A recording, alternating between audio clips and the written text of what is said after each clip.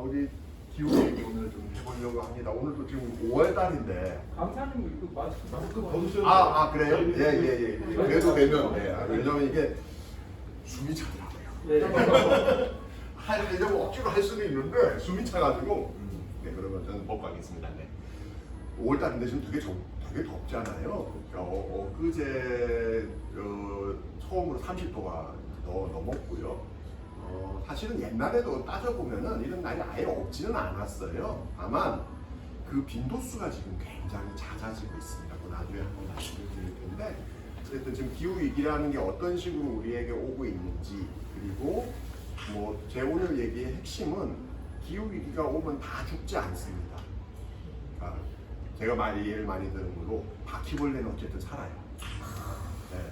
그러니까 북극에 사는 곰은 아마 멸종될 거고요. 예민한 놈들, 그리고 보통 우리가 보기에 멸종 위기종이라고 하는 종들은 되게 그런 예민한 애들이거든요. 사람도 저는 비슷하다고 봐요. 사람도 어차피 돈 있고 이렇게 여러 가지 사회적 기반이 있는 사람들은 조금 불편하긴 하지만 잘 살 겁니다. 근데 이 기후 위기가 되면은 이 위기는 항상 사회적 약자들에게 오게 된다. 그래서 사실은 어떻게 이걸 극복할 것인가라는 그 해법이 우리가 얘기하는, 정의당, 진보정당이 얘기하는 해법과 자본이 얘기하는 해법은 또 다를 겁니다. 다를 수밖에 없고요. 그런 측면들에서 오늘 얘기를 좀 풀어가보도록 하겠습니다. 일단 뭐 어떻게 심화되는지는 뭐 그동안 뭐 다양하게 언론에도 많이 나오고 해서 많이 들어보셨을 겁니다. 왜 최근 들어서 이 난리인 것이냐? 안타깝게도 인류가, 과학자들이 기후 변화, 온실가스에 의해서 지구 표면의 온도가 높아진다는 것을 알게 된 게 1970년대입니다. 그러면 이제 한 50년 된 일이거든요. 그리고 국제사회에서 나라들끼리 모여서 뭔가 본격적으로 기후변화를 막아보자라고 논의한 게 1990년대 일입니다. 30년 동안 여러 가지 일들을 해왔어요. 안타깝게도 우리의 모든 활동이 다 실패했습니다. 그 그래프가 여기 나옵니다. 18세기 말부터 지금까지 온실가스 배출량을 그래프로 그린 건데요. 유럽이고요, 미국이고요, 빨간색이 중국입니다. 1950년대 이전까지는 유럽하고 미국이 전체적으로 굉장히 많이 배출을 했었는데 지금은 중국이 대부분 차지하고 있고요. 그리고 인도가 또 굉장히 많아서 가지고 있습니다. 그래서 보시면은 1990년대부터 온실가스를 줄이기 위한 활동을 했다고 했잖아요. 이때예요. 온실가스를 줄이기 위해서 온갖 가지 노력을 다 했는데 가파르게 올라가고 있습니다. 그러니까 이게 뭐냐? 소위 얘기하는 우리가 불을 끄고 텀블러를 쓰고 종이컵을 안 쓰고 플라스틱을 줄이고 개인적인 실천으로 해서 하는 것들도 필요합니다. 그걸 안 하자는 게 아니에요. 그것만 갖고는 지구 온난화를 막을 수 있는 정도가 벗어나고 있는 거죠. 그래서 저는 이렇게 얘기를 많이 듭니다. 외계인이 쳐들어오고 있는데 외계인이 쳐들어오고 있는데 외계인한테 미사일도 쏘고 수류탄도 던지고 핵폭탄까지 다 떨어뜨렸는데 얘가 건재한 거예요. 꿈쩍하고 있지 않은 거죠. 그래서 지금 전 세계 각국에서 모여서 이 문제를 어떻게 해결할지를 논의하고 이 해법을 찾고 있는 거예요. 그러니까 기후변화 얘기는 몇십 년째 똑같은 얘기를 하고 있어요. 달라진 내용은 없어요. 하지만 이제 본격적으로 심각해지고 있다. 그럼 어떻게 심각해지고 있는 거냐? 지구의 평균 온도가 산업혁명 이전 대비 이미 1도가 올랐습니다. 그러니까 지금 현재 우리가 5월인데 30도가 되고 있다. 이거는 지구 평균 온도가 1도 올랐을 때 생기는 변화고요. 현재대로 된다면 금세기 말이 되면 지구 평균 온도가 약 4.8도 이상 올라갈 거예요. 예상입니다. 이게 사실 느낌이 안 오실 텐데요. 나중에 이렇게 예를 들어볼게요. 정말 재앙적인 상황으로 이어질 걸로 예상되고 있습니다. 지금은 사람들이 제일 걱정하는 것은 티핑 포인트라는 이 중간의 포인트입니다. 뭐냐면 북극에, 아까 북극에 뭐 30도 얘기하셨잖아요. 북극에 영구 동토층이 있습니다. 여기 항상 얼어있는 층인데요. 그 안에 메탄가스가 얼어 있습니다. 이게 녹아서 나올 거다. 이러면 어떤 일이 생기냐면은 우리가 지금 이 순간 석유, 석탄, 천연가스 같은 화석연료 사용을 다 멈추더라도 자기 혼자서 메탄가스가 나와버리게 돼요. 근데 이 메탄가스는 이산화탄소에 비해서 온실효과가 21배나 높은 분들입니다. 그래서 이 메탄가스가 녹아서 올라오기 전에 기후위기를 멈추기 위한 액션을 해야 된다. 그래서 그 시간이 7년 정도 남았어요. 6년 한 지금 한 7, 8개월 정도 계산을 하는데요. 그래서 얼마나 시간이 남지 않았고 그 기간 동안에 있는 돈 없는 돈 다 때려 부어가지고 시스템을 바꾸자 라고 하는 것이 그린 뉴딜 내지는 그린 딜의 문제의식입니다. 그러니까 너무나 심각한 상황이기 때문에 돈을 때려 부어서라도 사회 시스템을 바꾸자는 얘기를 하고 있는 거죠. 어떻게 재난이 생기느냐 여러 가지가 있는데 뭐 흔히 남태평양에 투발로 섬이 잠겨요 이런 얘기 많이 들어보셨을 거고 북극에 곰이 죽어요 많이 들어보셨을 거고요. 근데 이제 한국 얘기를 해야 됩니다. 이제 뭐 사실 외국 얘기는 너무 많았기 때문에 금색이 많이 됐을 때 해안이 범람할 것으로 예상되는 지역이 파란색으로 지역되어 있습니다. 해안가는 다 잠기는 거고요. 이게 느낌이 안 오실 것 같아서 인천입니다. 인천에 여기가 지금 다 육지거든요. 파란색 구역이 전부가 범람할 것으로 예상이 됩니다. 이게 해수면이요 몇십 미터가 올라가는 게 아니고요. 나중에 보여드리겠지만 1미터 정도 올라가게 되는데 이런 일이 벌어집니다. 왜냐면은 지금 서해안은요 갯벌을 가보시면은 물 빠지면 뻘에 저 끝에까지 막 트랙터 타고 다 가가지고 조개 잡고 그러지 않습니까? 실제로 이 깊이는 얼마 안 깊어요. 네, 그렇기 때문에 1m만 올라가게 되면 이런 일들이 벌어집니다. 그리고 이 일이 벌어지기 전에 무슨 일이 생기느냐? 최근 부산과 마산 등지에서 수해 나가지고 지하 보도에 사람이 잠겨서 죽거나 마산의 지하에 있는 뭐 노래방이니 이런 데가 잠겨가지고 죽는 그런 사고들이 있었습니다. 이게 사실 해수면 상승 있기 전에 지금부터 벌어지는 일들입니다. 조수간만의 차에 의해서 만조에 태풍이 불거나 해일이 일어나면 기존에도 이게 굉장히 높게 되는데 해수면이 상승해 버리니까 피해가 가중되는 거죠. 그런 일들이 조금씩 이제 벌어질 거고 남해안 중심으로는 이미 일들이 벌어지고 있습니다. 그리고 여기 계신 분들은 몇 분을 제외하고는 연세가 많으신 분들이다. 학교 다니실 때 이런 거 배우셨을 거예요. 동네마다 어느 동네에선 뭐가 잘 자라고 어느 동네에선 뭐가 잘 자라고 많이 배우셨을 거예요. 제주도는 이미 제주도에서만 귤이 안 큽니다. 육지로 올라온 지 한참 됐고요. 사과는 좀 심각해서 대구 근처에서 사과가 잘 안 큽니다. 이미 이게 지금 70년도하고 2015년도에 농작물 주산지 변화거든요. 이미 강원도까지 올라갔고요. 금산 하면은 보통 인삼이다 이렇게 배우셨잖아요. 이거 이게 휴전선까지 이미 다 올라갔습니다. 이렇게 해서 이미 올라갔고 이게 그냥 산지가 바뀌면 되는 문제다. 근데 그렇지 않습니다. 얼마 전에 그 온도가 30도까지 올라가기 직전에 그 전주에 온도가 뚝 떨어져가지고 막 그 겨울옷 입고 막 그런 적도 있었어요. 이게 사실은 온도가 평균 온도가 올라가는 거기 때문에 들쑥날쑥 하면서 올라가면서 냉해 같은 게 벌어집니다.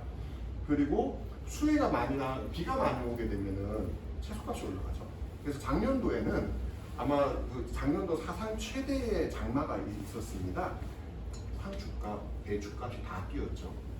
그리고 햄버거 가게에서는 토마토가 가격이 비싸가지고 롯데리아하고 버거킹에서 토마토를 못 넣어드리겠습니다. 죄송합니다. 대신 몇백 원을 빼드리겠습니다. 라고 광고를 했습니다. 이게 불편한 정도면은 문제가 아닌데요. 농수산물 가격이 올라간다는 거는 이제 사회적 약자들, 저소득층의 경우에는 당장 먹고 살기가 힘들어지는 문제가 생기는 겁니다. 따라서 이게 그냥 환경 문제가 아니라 누군가에게는 생존의 문제가 되어버리게 되는 거죠. 그리고 농부들에게는 자기의 터전이 사라지거나 바꿔지게 되는 문제가 됩니다. 이걸 좀 정리해 놓은 것이 이제 그렇게 보시고요. 이제 이걸 이제 막기 위해서 우리가 현재 파리 협정이라고 들어보셨을 겁니다. 1997년도에 일본의 교토에서 교토 의정서라는 걸 만들어서 선진국들을 중심으로 온실가스를 줄이자라는 계획을 발표했던 것이고요. 1915년도에 파리에 모여가지고 현재 우리 인류의 목표를 정한 겁니다. 이 기후변화를 막기 위한 인류의 목표는 이렇습니다. 산업화 이전 대비 온도 상승폭을 2도씨 이하로 유지하는 게 목표고요. 근데 이 2도씨 이하라고 하는 게 너무나 큰 목표이기 때문에 이것만 하면 너무 피해가 크다. 그래서 적극적으로 하기 위해서 더 나아가서 온도 상승폭을 1.5도 이하로 공격을 하고 있군요. 네, 1.5도 이하로 제한하기 위해서 함께 노력하자. 이게 우리의 목표입니다. 자, 산업화 이전 대비 온도 상승폭이 0도, 과거로 돌아가자는 건 포기했습니다. 우리 인류의 목표가 아니에요. 이미 1도가 증가한 상태이기 때문에 0.5도까지는 우리가 어떻게 최대한 해보자. 그 이상을 넘기면은 너무 심각하기 때문에 이런 거고. 따라서 우리는 사실 지구 온난화 이전의 세상으로 돌아가기는 금세기에는 힘들다고 봅니다. 그게 우리 목표예요. 그래서 많은 분들이 물어보십니다. 나중에 얘기할 목표를 얘기하면은 정말 저 목표가 달성이 될 수 있겠어요? 온실가스를 저렇게 줄일 수 있나요? 석탄 다 없으면 살 수 있나요? 라고 얘기하시는데요. 그 목표를 달성하지 않으면 우리는 재난에 빠지게 되기 때문에 할 수 있어서 하는 게 아니고요. 저걸 할 수 없더라도 그걸 향해서 달려가야 되는 상황입니다. 지금. 저도 사실 기후 문제, 에너지 문제를 20년 동안 했는데요. 특히 대한민국 같이 그동안 숙제 안 하던 나라가 이제 저 숙제를 할 수 있느냐고 물어보면 저도 잘 모르겠어요. 사실 솔직히 너무 힘든 과제라서요. 우리가 쓰고 있는 석유, 석탄, 천연가스를 30년 안에 다 쓰지 말자는 얘기잖아요. 그 중엔 아직 대안이 없는 것도 있습니다. 대표적인 게 제가 들고 있는 플라스틱 같은 겁니다. 석유화학 제품이잖아요. 얘를 플라스틱으로 안 만들었으면 나무로 만들었을 거예요. 쇠로 만들거나 도자기로 만들었겠죠. 근데 플라스틱이라는 가볍고 값싼 재료가 나와서 이제는 다 플라스틱으로 우리 이런 가전제품을 다 쓰고 있는 거지 않습니까? 옛날에 아마 기억하실 거예요. 옛날 테레비는 나무잖아요. 장도 나무로요. 네. 나무다리. 그럼 이제 지금의 상황에서는 그걸 하려면 그만큼 많은 양의 나무를 베야 되는 상황인 거죠. 근데 이런 종류는 아직은 구체적인 대책은 없습니다. 자, 그럼 이제 어떻게 가고 있는 거냐? 현재는 이런 겁니다. 이게 사실 저는 굉장히 창피한 얘기인데, 2015년도에 파리에서 파리 협정을 체결했어요. 그러고 나서 이후에 각국 정상들은 어떤 걸 했었냐면요. IPCC라는 기후변화 협약에서 과학자들한테 요청을 한 겁니다. 야, 파리 협정을 지키려면 온실가스를 얼마나 줄이면 되는지 계산해봐. 이런 거죠. 그 회의가 IPCC라는 회의에서 지구온난화 1.5도 보고서라는 보고서를 채택했습니다. 이게 기후변화에서 되게 중요한 보고서인데요. 이 회의를 인천 송도에서 했어요. 근데 당시에 인천 송도나 대한민국의 모든 언론은 1.5도 보고서가 무슨 내용인지를 주목하지 않았고 국제회의 유치에 쾌거를 이루었다. 사실 지금도 기후변화 협약회의를 대한민국에 유치한다면서 움직이는 사람들이 있어요. 근데 뭐 내용을 잘하면 괜찮은데 일단 거기서 한번 좀 굉장히 창피한 상태로 들어갔죠. 이때 보고서에 뭐가 담겨 있느냐? 1.5도로 제한하기 위해서는 온실가스 배출량을 2010년 대비 2030년도까지 45%를 감축해야 되고 2050년도까지 순배출 제로로 가야 된다. 이렇게 얘기했습니다. 순배출 제로가 좀 힘드실 텐데 탄소 중립, 순배출 제로, 넷 제로 다 똑같은 얘기입니다. 우리가 어쩔 수 없이 온실가스를 배출하는 게 있어요. 대표적인 게 농사입니다. 비료를 주면 비료가 썩을 거잖아요. 그 안에서 엄청난 양의 메탄가스가 나옵니다. 벼를 키우면 논 밑에 물에 항상 뭐가 썩고 있죠. 그래서 항상 메탄가스가 나와요. 근데 쌀을 안 먹을 수는 없잖아요. 그러니까 어쩔 수 없이 거기는 그런 종류의 것들은 온실가스가 나온다 치고 대신 그만큼 부분을 나무를 심는다거나 흡수원을 통해서 플러스 마이너스 제로를 만드는 거죠. 그래서 사실상 플러스 마이너스 제로를 맞춘다고 해서 순배출 제로고요. 이걸 맞추려면은 석유, 석탄, 천연가스를 그만 써야 됩니다. 이게 지금 상황입니다. 재밌는 것은 온실가스 배출량을 10년 안에 절반을 감축해야 되고 나머지 20년 안에 나머지 절반이 추출이 된다고 얘기해요. 이게 또 중요한 포인트입니다. 우리가 수건을 짤 때 처음에는 대충 짜도 물이 확 나오잖아요. 마지막 한 줄기를 짤 때는 힘이 많이 들어갑니다. 우리가 오늘 태양광 같은 재생에너지, 전기차 같은 얘기들을 할 텐데요. 이 얘기를 많이 하는 이유는요. 지금이라도 돈만 주면 태양광 판넬, 풍력발전기, 전기차 다 살 수 있습니다. 돈이 많이 드는 거는 뭐 정부가 돈 내주면 되는 거죠. 이미 기술 개발이 다 끝났어요. 보급 단계에 있는 거죠. 근데 아직 기술 개발이 안 돼 있는 것들이 굉장히 많습니다. 뭐 플라스틱 대표적이고요. 또 하나는 비행기 같은 거예요. 전기로 가는 비행기, 수소로 가는 비행기 이런 게 아직 연구 개발이 안 돼 있어요. 네. 그런 거는 빨리 우리가 돈을 투자해서 사실 새로운 연구를 빨리 해야 되는 거죠. 이제 그런 거는 시간이 걸리기 때문에 뒤에 하는 걸로 하고 당장 시급한 거, 당장 할 수 있는 것부터 해야 된다라는 걸 하고 있습니다.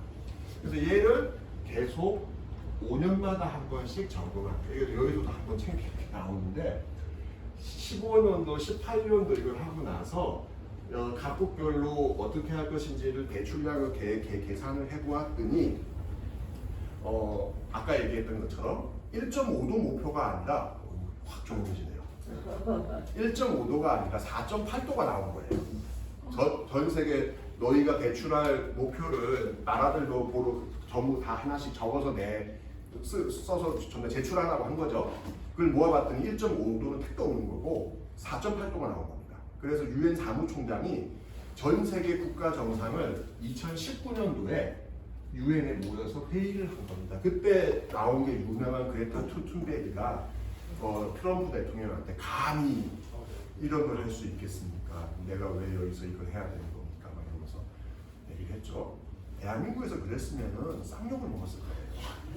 이런 그 10대 이제 막 누군지도 모르는 학생이 60, 70대 국가 정상들이 모여있는 회의에 가가지고 어떻게 감히 이러실 수가 있습니까? 이런 얘기 한 거잖아요.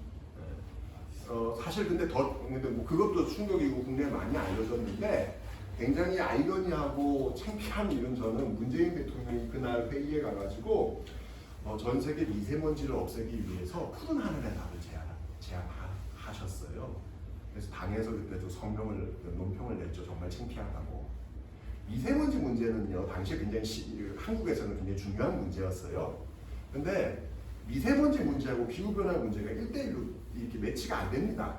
왜냐면 몽골에 사막이 되어가지고 사막에서 먼지가 날라오는 것도 있는 거잖아요. 그게 우리나라 미세먼지의 절반인 건데, 물론 석탄을 많이 떼면 거기서도 미세먼지가 나오지만, 근데 그 회의에 다른 나라들은 뭘 얘기했느냐? 2050년도 탄소 제로를 하겠습니다 라고 다 선언을 했어요. 한국은 그때 그 선언을 하지 않은 거죠. 그러다가 작년도에 한 겁니다. 1년 늦은 거고요. 자, 그러고 나서 올해 바이든 대통령이 전체 국가 정상들을 모았죠. 그래서 다들 나라들마다 발표를 했어요. 뭐 했느냐? 이미 2050년 제로는 발표를 했으니 2030년도까지 얼마를 줄일 건가를 나라별로 다 발표한 겁니다. 미국 50%, 일본 50%, 뭐 유럽도 55%. 근데 한국은 연말까지 발표해 보겠습니다. 이러고 있는 거죠.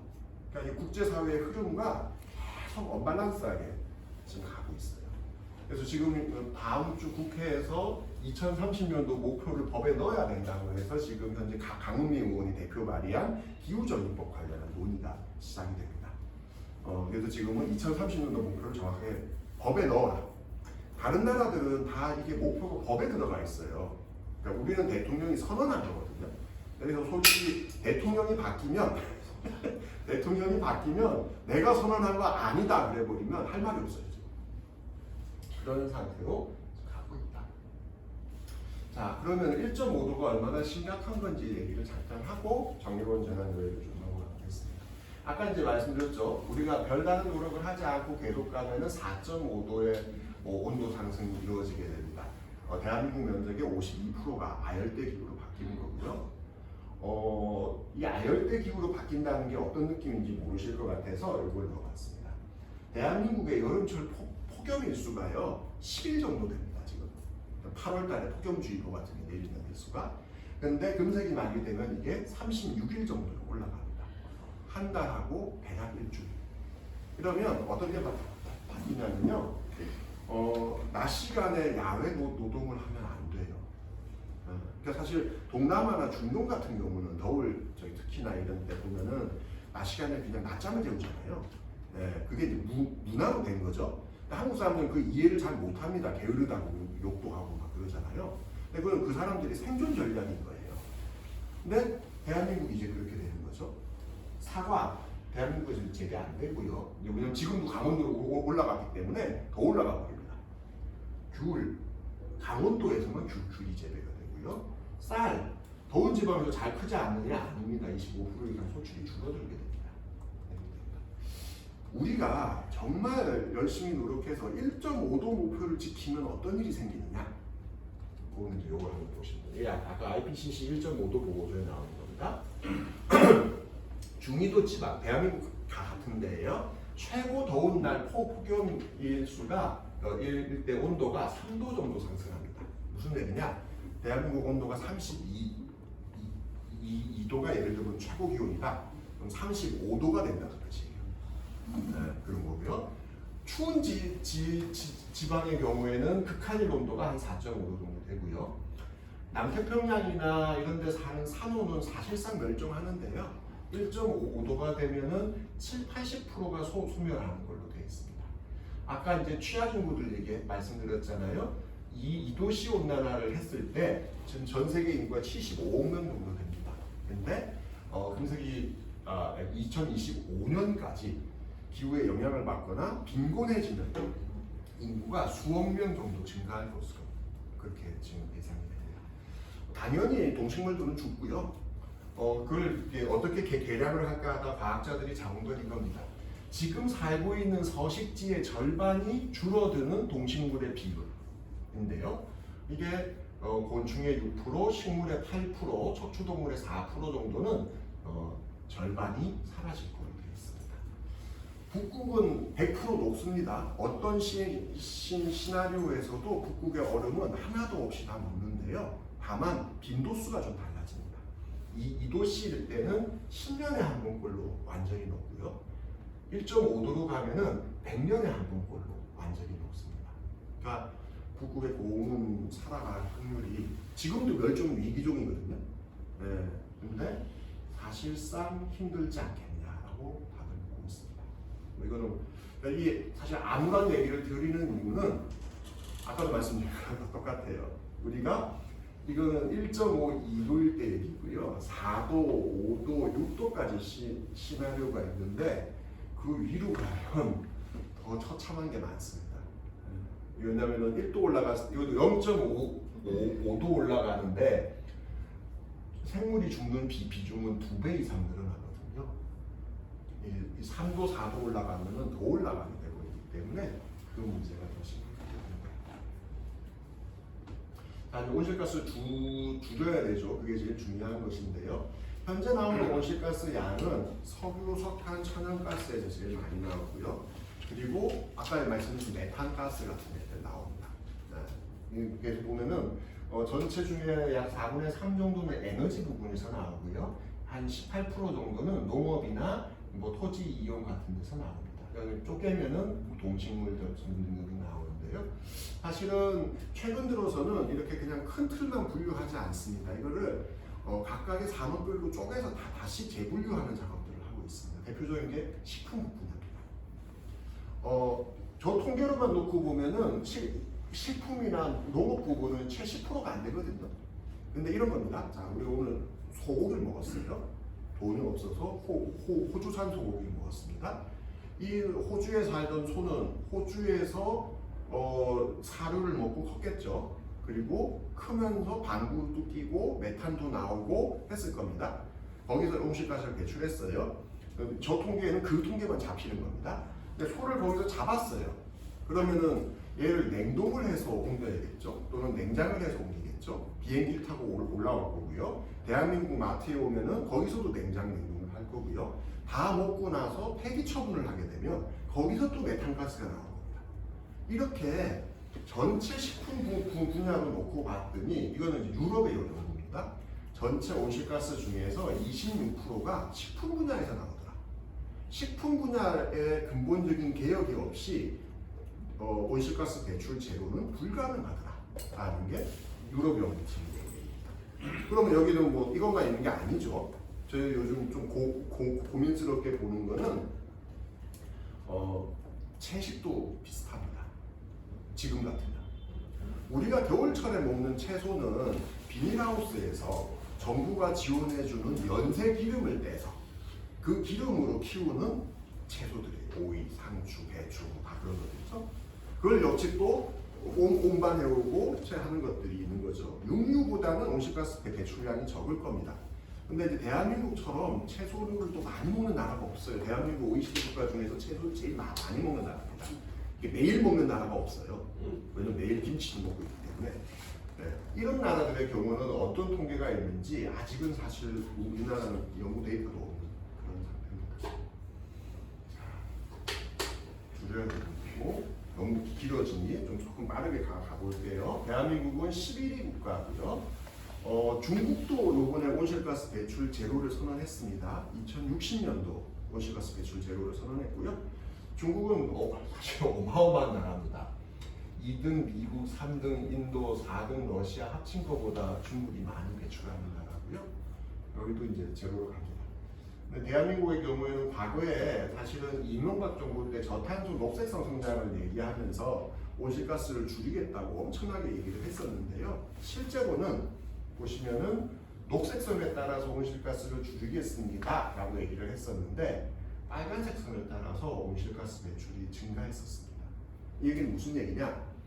온실가스 배출 목표를 자기네가 잡은 것도 제대로 지키지 못한 상태로 계속 증가하는 추세로 갔다. 그래서 기후 악당 국가다. 너희가 잡은 목표도 이 목표도 굉장히 부실한 목표인데 그것도 지키지 못한 나라다. 라는 비판을 하고 있습니다. 어디서 많이 배출하고 있느냐? 석탄에서 당연히 많이 배출하고 있고요. 우리 배출 중에 약 36%는 석탄이나 석탄 발전소, 가스 발전소를 이용해서 열이나 전기 생산을 하고 있습니다. 얼마나 쓰는지 보여드리려고 이렇게 계산해봤습니다. 25톤 덤프 트럭으로 하루에 9,000대 분량의 석탄을 태우고 있습니다. 이 석탄은 다 수입이거든요. 그래서 대한민국의 석탄 화력 발전소에 석탄을 공급하기 위해서 중국, 호주, 인도네시아에서 지금도 배가 줄을 서서 대한민국을 향해서 달려오고 있습니다. 배 한 척 들어오면 3일밖에 못 태워요. 그럼 또 다음 배가 들어와야 되고 다음 배가 들어와야 되고 그런 중이고요. 그 다음이 철강입니다. 철강은 사실은 이게 우리가 철강, 자동차, 조선 이쪽이 주요 수주품이지 않습니까? 그러다 보니까 그 양이 나오고요. 그 외에 버금가는 게 도로. 그래서 이 전기차가 연결되는 거고 화학, 가정 이런 순서대로 되어 있습니다. 집에서는요 보일러, 우리 난방하는 보일러에서 나오는 것들이 굉장히 많아서 최근 들어서 그래서 보일러를 교체하라는 TV 광고가 어마어마하게 나오죠.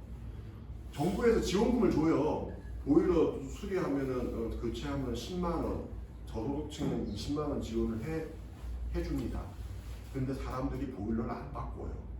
보일러를 한 번도 바꿔본 적이 없어서. 네. 그러니까 광고에서 자기네 거 사라고 슈퍼맨도 나왔다가 거꾸로 태우기도 하고 이런 일들을 반복하고 있습니다. 다른 나라들은 어쩌고 있는 거냐? 제일 잘하고 있는 나라가 영국입니다. 1990년도 대비 현재 온실가스 배출량이 이미 절반은 줄었고요. 네. 앞으로도 이 숫자를 따라서 거의 갈 걸로 예상됩니다. 유럽 전체는 1990년도 대비 현재입니다. 절반까지는 아닌데요. 꽤 많이 줄인 상태고 앞으로 제로를 향해서 달려가고 있습니다. 트럼프 대통령이 중간에 굉장히 이상한 짓을 하긴 했지만 미국 같은 경우도요. 온실가스 배출량이 늘고 있지 않습니다. 지금 배출량은 1990년도 배출량하고 비슷합니다. 그러니까 많은 사람들이 뭐 다시 옛날로 돌아가냐, 촛불 켜고 살 거냐, 뭐 어떻게 살려고 그러느냐 하지만 다 잘 살고 있고요. 이게 될 수 있는 거는 에너지를 절약하는 것뿐만 아니라 효율을 높이는, 여기도 LED 전구 잘 쓰고 계신 것 같은데 그런 작업들을 통해서 하고 있는 겁니다. 대한민국이 이제 탄소 중립을 했고요, 선언을 했습니다.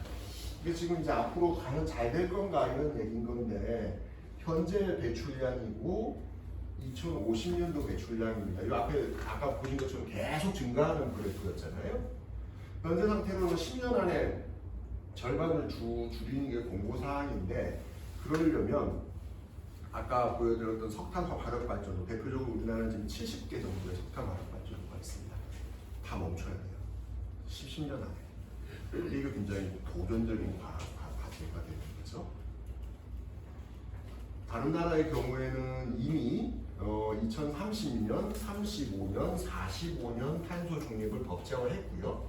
독일이 이게 아직 업데이트가 안 됐는데요. 2050년도 탄소 중립 선언했다가 얼마 전에 탄소 중립 45년도로 앞당겼습니다. 지금 분위기는 일단 선언해 놓은 걸 계속 앞으로 당기는, 더 빨리 달성하도록 하는 것이 현재 중요한 상황들이 되겠습니다. 자, 이제 그린 뉴딜하고 정의로운 전환 부분으로 넘어가겠습니다. 그래서 저는 굉장히 안타까운데요. 많은 정책이 대한민국으로 들어오는데요. 제대로 들어와서 되는 게 하나도 없습니다. 엉터리가 너무 많은데 대표적으로 그린 뉴딜 그렇다고 합니다. 지금 그린 뉴딜 한다고 정부가 선언을 했잖아요. 올해 정부 예산 중에서 그린 뉴딜 예산이 다 한 8조 정도 됩니다. 근데 보시면은 제일 많이 들어가는 게 전기차 보급이에요. 두 번째가 상하수도 정비 사업입니다. 세 번째도 상하수도 지원이죠. 이게 뭐냐? 상하수도를 정비하는 건 필요해요. 농물도 나오고 이렇잖아요.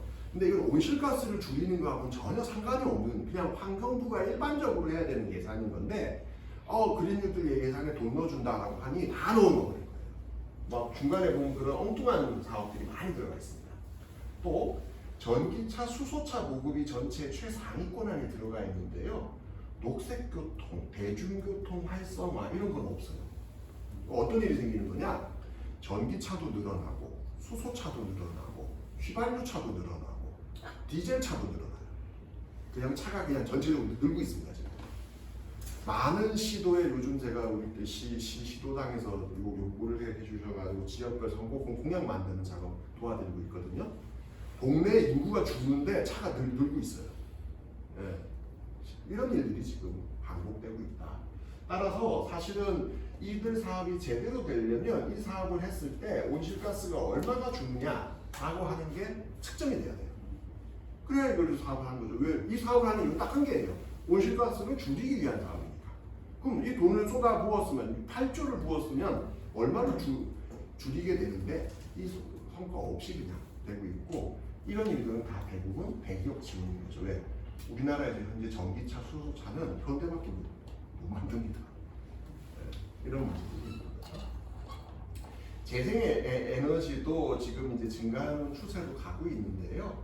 현재 재생에너지의 가장 큰 그것은 이건 뒤에 나오니까요. 좀 제가 한번 말씀드릴게요. 이제 다른 나라 사례 몇 개 얘기해보고 이제 유럽은 사실 전 세계에서 그린 뉴딜이라는 이름을 제일 먼저 쓴 나라인데요. 사실 제일 제가 보기엔 체계적으로 구조가 제일 잘 돼 있습니다. 미국 거보다 훨씬 더 단단하고요. 보시면은 2050년도 유럽을 탄소 중립 대륙으로 만든다는 목표 아래 에너지, 산업구조 변환, 건설, 뭐 독성, 생태계 종다양성, 식품, 수송 전체가 다 들어가 있습니다. 그래서 뭐 일일이 다 설명드리기 힘들 텐데 예를 들면 대표적으로 자원의 효율적인 사용, 순환 경제 이런 거는 이런 게 들어가 있어요. 혹시 그런 거 경험해 보셨죠? 핸드폰을 왜 사면 2년만 있으면 망가질까? 네. 2년만 있으면 망가지게 설계하기 때문이거든요. 왜 프린터는 맨날 종이가 걸리고 망가질까? 그 부품을 제일 약한 플라스틱으로 만들거든요. 네. 그렇게 해서 새 걸 사게 만드는 정책이에요. 그래서 유럽의 요즘 그린딜 이야기는 수선할 수 있는 권리에 대한 표현이 들어가 있습니다. 내 핸드폰을 샀어요. 망가졌어요. 그러면 AS를 할 수 있어야 되잖아요. 그러면은 그 수선할 수 있는 설계도도 나와야 되고 부품도 팔아야 되고 이렇게 되는 거죠. 그게 지금 강제가 안 돼 있는 겁니다. 그래서 그걸 유럽에서 강제하는 거죠. 그 중에 한 개가 요즘 나오는 먼저 선도적으로 하는 업체들이 보면은 옛날에는 잉크를 사제로 사가지고 호수 이렇게 해가지고 잉크 넣는 그 무항고 공급기를 달았었잖아요. 지금은 아예 그게 정품에 들어가 있는 애들이 나옵니다. 네. 뭐 이런 식으로 조금씩 전환을 하는 거죠. 뭐 이런 식으로 전반적으로 이 생태계나 환경 전반에 대한, 그러니까 얘를 어떻게 친환경 제품으로 만들 것인가도 중요하지만 얘를 어떻게 오래 쓸 것인가도 중요한 문제가 된다는 거죠. 그리고 그 안에는 정의로운 전환에 대한 개념이 함께 들어가 있습니다. 뒤에 한번 나오니까요. 유럽은 이걸 하기 위해서 대략 1,300조 원 정도의 투자 계획이 있습니다. 몰래라. 이게 EU 예산의 약 25% 정도를 그린딜에 쏟아붓는 걸로 그렇게 돼 있습니다. 미국은 우리가 천조국이라고 부르지 않습니까? 네, 요번에 2,000조짜리 사업을 발표했습니다. 아메리칸 자 플랜이라는 걸 했고요. 2,400조를 쏟아부어서 전기차 충전, 대중교통, 철도, 항만, 뭐 여러 가지 인프라를 막는다 이런 것들을 지금 하고 있고요. 이미 송유관 뭐 이런 거 공사 중지 뭐 이런 것들은 이미 다 해놓은 상태입니다. 자, 여기 추가해서 이제 몇몇 시도에서 하고 있거나 해외 사례 몇 개 볼게요. 이게 사실 박원순 시장이 돌아가시기 전날 발표한 온실가스 감축 계획입니다. 그러다 보니까 잘 안 알려졌어요. 국가가 2050년도 탄소 제로를 선언을 하긴 했는데요. 이렇게 그래프까지 그려가면서 어떻게 줄일 건지 발표를 못 했었거든요. 서울시는 이미 그걸 발표했고요. 서울시는 2035년부터는 매연차 신규 등록을 금지하겠다고 했어요.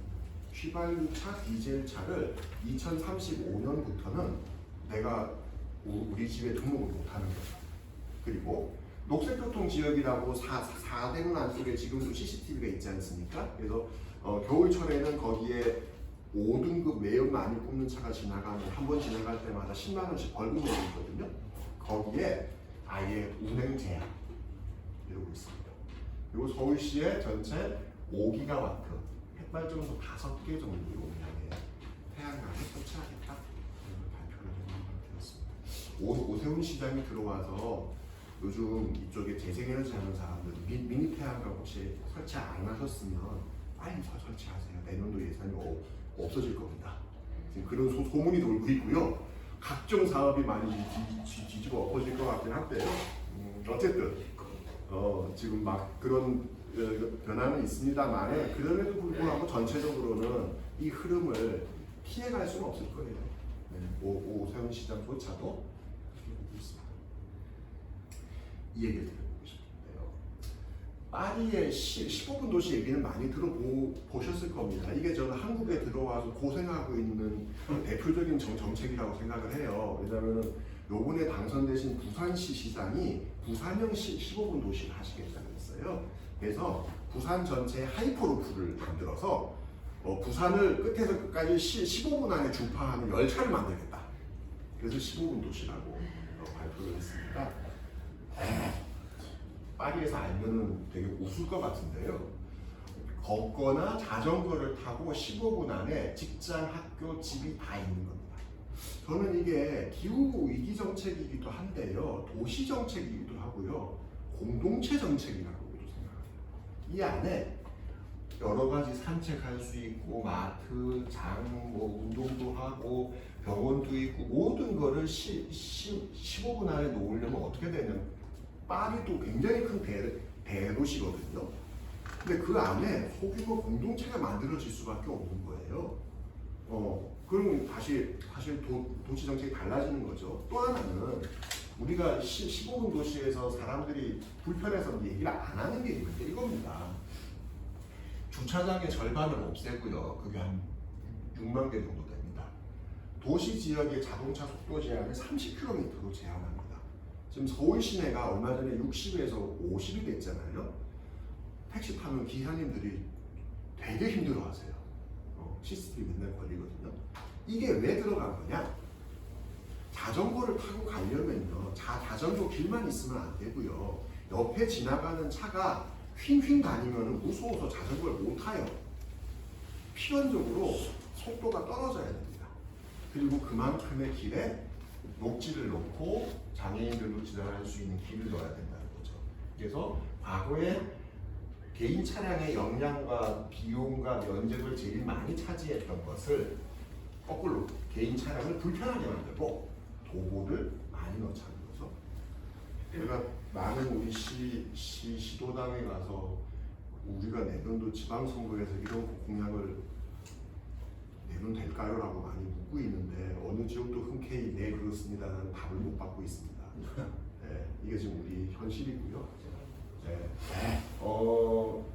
저는 이게 사실은 프랑스에서는 됐고 실현이 됐고 도시가 점점 바뀌고 있는 건데 이건 프랑스만 되는 게 아니거든요. 스페인 얘기 한번 들어볼게요. 이게 사실 더 먼저 실현했던 도시입니다. 스페인 바르셀로나에는 슈퍼블럭이라는 건데요. 바르셀로나는요 굉장한 계획도 도시고 도시 전체가 이렇게 격자형 건물들로 쫙 돼 있어요. 그래서 이 바둑판 모양에 따라서 길이 다 이렇게 오고 가는데 특정 구역을 잘 잡아가지고 이 구역을 자동차가 못 다니게 막는 겁니다. 그리고 밖에만 자동차가 다니고 안에는 녹지로 가고 동네 사람 차나 응급차만 지나갈 수 있게 하고 블럭 안쪽에서는 진입 속도 10km. 주차는 다 지하. 이게 대한민국에 이미 있습니다. 새로 만드는 아파트는 요즘 지상에 차가 못 다니게 하잖아요. 지하에 다 놓고요. 뭐 근처에서 차를 타고 온 사람들은 걸어서 자기 집까지 가는 거죠. 근데 기본적인 개념은 대한민국은 이거를 업자들이 아파트를 짓는 업자들이 그냥 그 동네를 잘 하는 정도로 얘기하고 있는데 이거를 도시 정책으로 시행하고 있는 거죠. 이렇게 되려면은 사실은 많은 또 설득도 필요하고요, 계획도 필요합니다. 사실 이거는 이렇게까지 설득할 수 있는 여러 가지 인프라들이 나와줘야 되고 이런 건 사실 기본적인 트렌드로 나가고 있는 거죠. 암스테르담 예를 들어볼게요. 여기는 조금 더 나갑니다.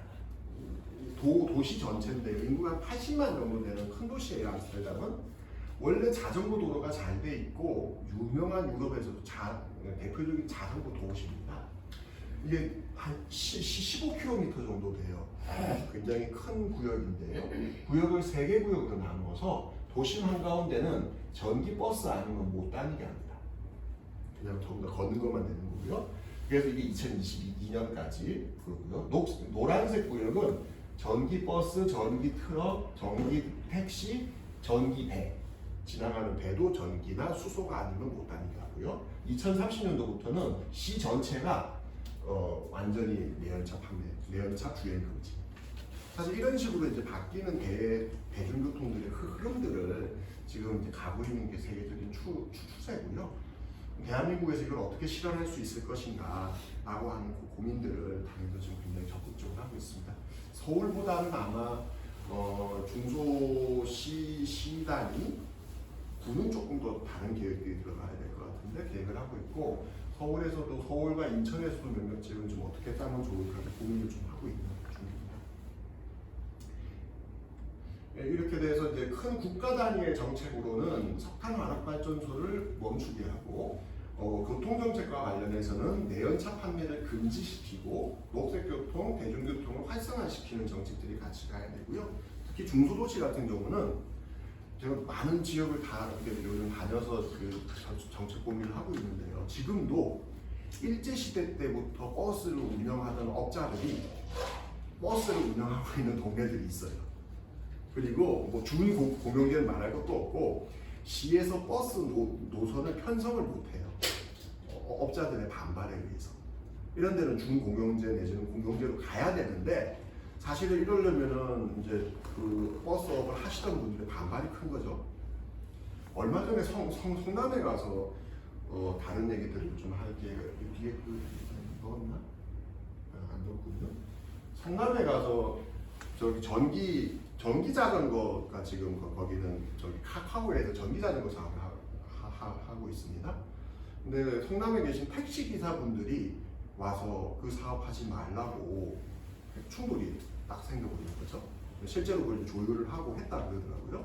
그러니까 우리는 전반적으로 자전거 내지는 새로운 도로교통으로 이제 전환해야 된다는 문제의식은 있습니다만은 실제로 그 정책을 수행하는 데 있어서 기존에 있는 버스 사업권을 갖고 있는 분들 내지는 택시를 하고 계신 분들 하고의 충돌이 자꾸 생기는 거예요.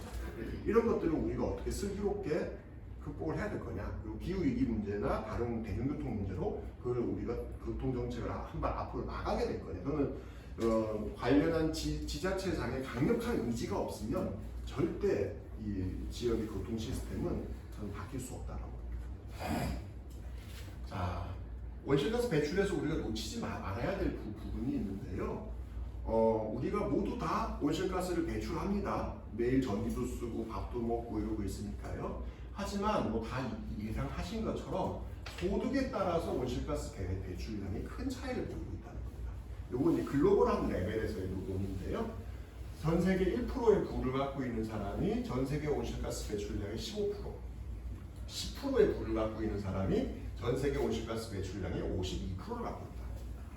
근데 저는 여기서 한 가지 더 강조하고 싶은 거는요. 대한민국은 어디 있을까요? 대한민국이 전 세계 경제 9위의 국가입니다. 9등, 10등을 왔다 갔다 하는 국가고요. 개인에 따라 다 다르죠. 하지만 국가의 온실가스 배출로 보면 아까 전 세계 10위의 국가예요. 그러니까 저는 여기서 놓치지 말아야 될 것이, 그러니까 나는 소득이 중하위니까 조금 배출하겠구나 생각을 하실 수도 있는데요. 대한민국에 살고 있으면 절대 중하위가 아닙니다. 왜냐하면 우리는 다 전기를 쓰고 있고 이 전기는 석탄으로 쓴 거고 이런 거죠. 따라서 이거는 소득을 중심으로 해서 실제로 갖고 있는 부를 중심으로 갈 수도 있습니다만은 나라별로에도 편차가 있다. 그러니까 왜 우리나라가 굳이 온실가스를 주도에만 하느냐? 그동안 많이 배출했고요. 지금 많이 배출하고 있고 배출을 줄일 수 있는 우리의 상황들이 사실은 되는 겁니다. 안 하면 안 되는 문제들이 있는 거죠. 그걸 같이 좀 보시면 좋을 것 같고요. 당연히 따라서 온실가스 배출에 많이 기여한 사람들이 더 많이 줄이고 더 부담을 갖고 가게 하는 정책들이 나와야 된다는 거죠. 좀 넘어가 보겠고요. 시간이 없어서요. 재생에너지 문제. 이게 사실은 아까 재생에너지 3020 2030년도까지 20%를 하는 것을 말씀을 드렸었는데 매년 제가 업데이트를 하고 있는 편인데요. 그새 많이 올랐어요. 몇 년 전에 3% 얘기하던 게 7%까지 올랐고요. 하지만 OECD 전체 평균은 우리보다 훨씬 더 앞서가 있고 유럽의 평균은 40%가 넘기 때문에 현재는 이 상태에서 진행이 된다면은 2030년도 20%가 되더라도 우리는 10년 이상 뒤떨어진 거죠. 그러니까 이렇게 되는 겁니다. 아까 이제 전체 중에서 제철, 철강 여기가 온실가스가 많이 나왔다고 했죠.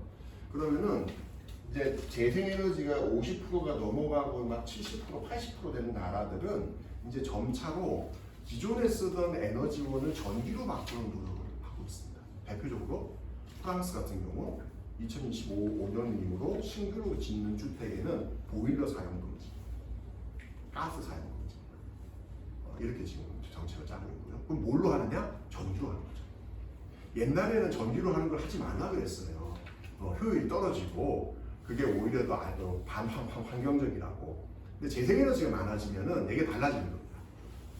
자, 철을 녹이는 것도 마찬가지예요. 옛날에는 전기로 쇠를 녹이는 것에 대해서 환경단체에서 비판을 많이 했거든요. 이렇게 돼버리게 되면 사실은 이제 쇠를 녹이는 것도 전기로 가는 거죠. 이렇게 해서 기본 시스템들이 과거보다 많이 달라져 가고 있다.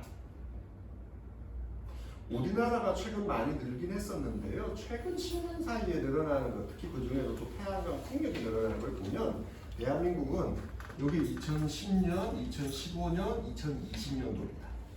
유럽은 2010년, 2015년, 2020년 늘어나는 폭이 굉장히 빠르게 늘고 있는 거죠. 그래서 사실은 재생에너지 쪽은 데이터가 한 4, 5년 사이에 확 달라지는 그래프들이 굉장히 많습니다. 또 하나는 전력 수요입니다. 전력 수요도 과거에는 시간이 가면 가고 산업이 발전하면 할수록 전력 수요가 는다고 생각을 했는데 유럽 전체적으로 보시면요, 2010년도 전력 수요가 2020년도 요만큼 줄었죠. 독일 여기서 이쪽으로 줄었고요. 여기는 어디야? 호주 줄었고요. 미국 줄었고 캐나다 줄었습니다. 한국은 여기서 좀 늘고 있죠. 그래서 전력 수요를 어떻게 하면 줄이고 그 상태에서 에너지원을 재생에너지를 바꿀 것인가에 대한 고민들이 우리는 더 적극적으로 진행돼야 되고 그러려면 사실 이런 장소들을 잘 찾아야 됩니다. 이게 대표적으로 우리 아까 제가 노원에서 왔었는데요. 노원에 있는 동부 간선도로입니다. 여기에 원래 소음 터널이 있었는데 그 위에 일체형 태양광을 씌운 거예요.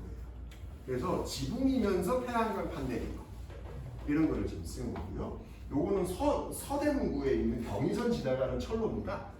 철로변에 태양광 판넬을 쪼르륵 놨죠. 뭐 그것도 큰 것인데 이 태양광 전기를 옆에 있는 아파트의 공용 전기로 쓰고 있어요. 그래서 아파트는 그만큼 공용 전기 요금을 조금 내는 겁니다.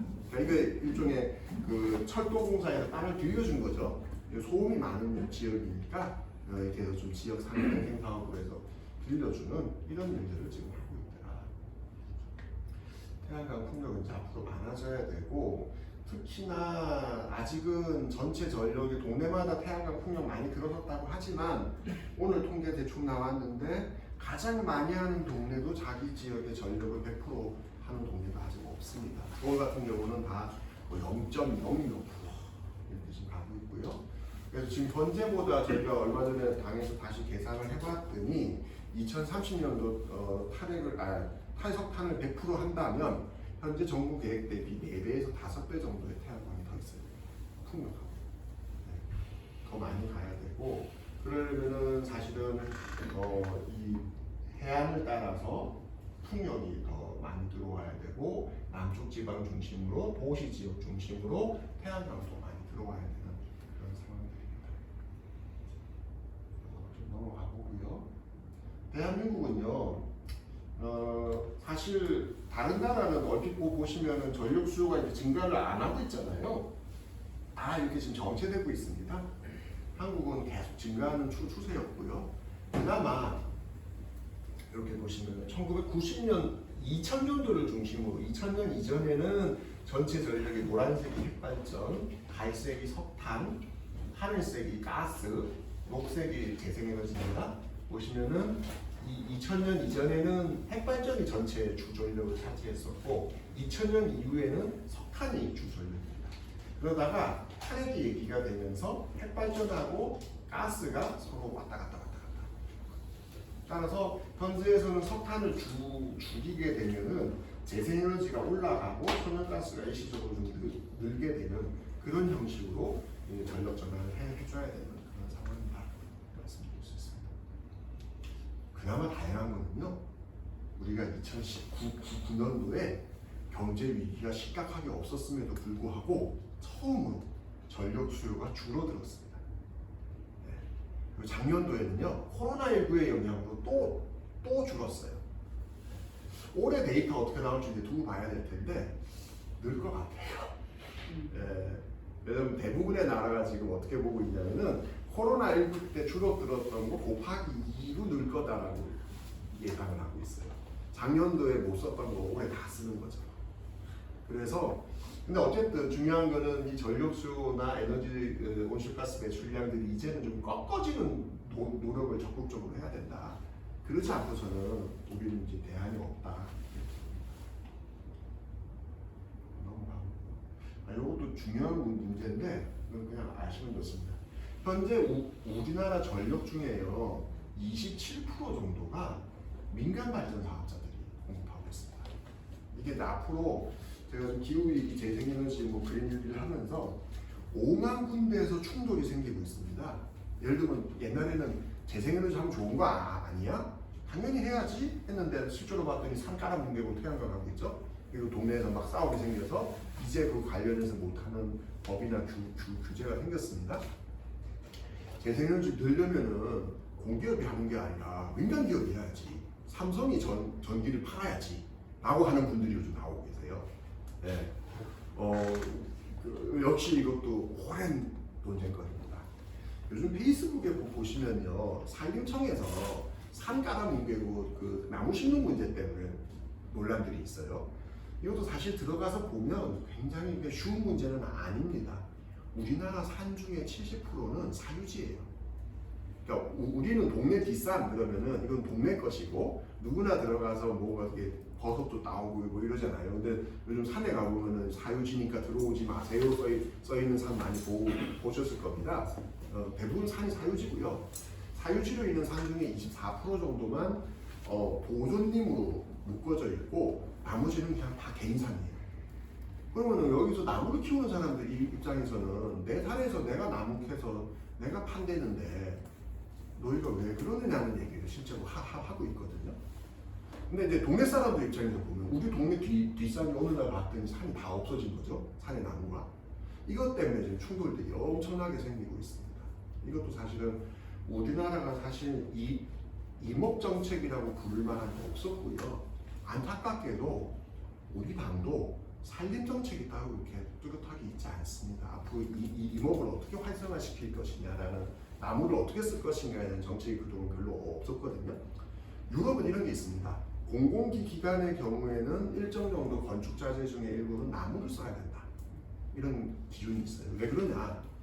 나무는 크는 동안에 광합성 작용을 통해서 탄소를 나무 몸에 안고 있는 거잖아요. 얘를 베버리면 배에서 나무를 태우면 탄소가 다시 날아가요. 배에서 땅에 버려버리면 썩겠죠. 또 탄소가 날아가요. 그러면 어떻게 해야지 이 탄소가 보존이 되느냐? 나무를 오래 써야 되는 겁니다. 가구를 만들거나 집을 짓거나 이러면은 100년, 200년 이 탄소는 어디 안 가는 거죠. 예. 근데 이제 그런 경우 없고 우리 쓰는 이 나무는 다 수입이지 않습니까? 우리는 목재가 요즘 좋다고 하지만은 다 수입해서 쓰고 있는 거고 국산 목재를 찾아보기가 힘들고 비싸서 안 써요. 그럼 이런 것들을 어떻게 활성화할 것이냐? 그래서 이제 외국 같은 경우는 국산 목재를 어느 정도 이상 써야 된다는 기준치들도 만들어주고 있습니다. 이런 것들이 우리 앞으로 좀 더 고민해야 될 대목인 거죠. 이런 식으로 해서 그동안 쟁점이 안 됐던 다양한 주제들이 위기의 순간이다 보니까 아까도 제가 이제 외계인 말씀드렸잖아요. 아마 외계인이 지구를 침략하면요 우리 내부에 분란이 장난이 아닐 겁니다. 싸워서 이기려면 민주주의 인권 다 필요 없고 싸워서 이겨야지라고 하는 사람이 나올 거예요. 반면 야 그게 말이 되냐? 우리가 지금까지 지켜온 가치가 있는데 그럼에도 불구하고 이걸 하면서 가야지. 또 이런 사람이 나올 거라는 거죠. 그러니까 이런 식으로 새로운 논란거리들이 계속 튀어나오게 될 거다. 자, 대ön 살림 말씀드렸고요. 피임 얘기. 이거는 저도 좀 고민하고 있고 앞으로 본격적으로 이제 보고 있는 내용인데요. 예를 들면 대중교통을 활성화하기 위해서 어떤 정책들이 필요한가 이런 고민들을 많이 하고 있습니다. 그 중에 한 개가 저는 사실은 서울 같은 경우는 따릉이가 되게 많이 활성화가 되고 있잖아요. 다들 좋게 평가를 많이 해요. 근데 안타까운 거는요. 따릉이가 자동차를 탈 사람이 따릉이를 타는 것보다 걸어 다닐 사람이 따릉이를 타는 비중이 더 많아요. 또는 자전거를 레저용으로 타시는 분들이 따릉이를 빌려서 뭐 여의도 광장을 탄다거나 이런 경우들이 많은 거죠. 그럼 이제 어떻게 돼야 되는 거냐? 자동차 수요가 따릉이로 넘어오기 위한 전략이 필요한 거죠. 그러려면 별도의 자전거 길도 필요하고요.